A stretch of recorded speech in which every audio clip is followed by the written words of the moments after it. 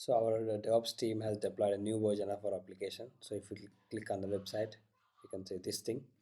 And if you we need to undo it because some users reported that it has some issue. So we need to revert back to our older version. So if you run the command kdeploy-o wide, now it is nginx alpha in our image. So we need to undo it. If you run the command, what's the deployment name? nginx-deployment. Okay. So if you run the command k rollout and then history deployment and the deployment name and the nginx deployment. So it has two versions. So at the moment it has this one. This was earlier. So it has this version now, nginx alpine. So we need to revert back to this one. So once you revert back, it's gonna create one more history. Now what you can do, instead of history, you can undo it.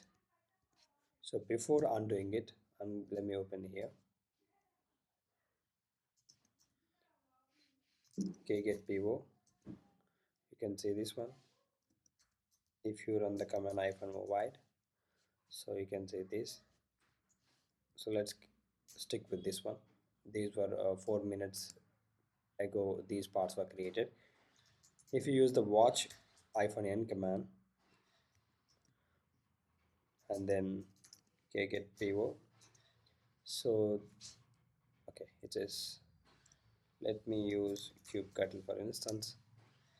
So it looks for it usually refreshes that kubectl getpo command for every second, so you can watch them lively. So if you run undo, now if you check it here, it's trying to terminate the old parts and creating the new ones with the older version, with the older image. Now you can check history, it's created another history, rollout history. So that's how it works. So if you refresh it here, now it has white background. So that's how it works. That's how you can undo a rollout. So if you check the task results now, that's been successful. Thank you so much for watching.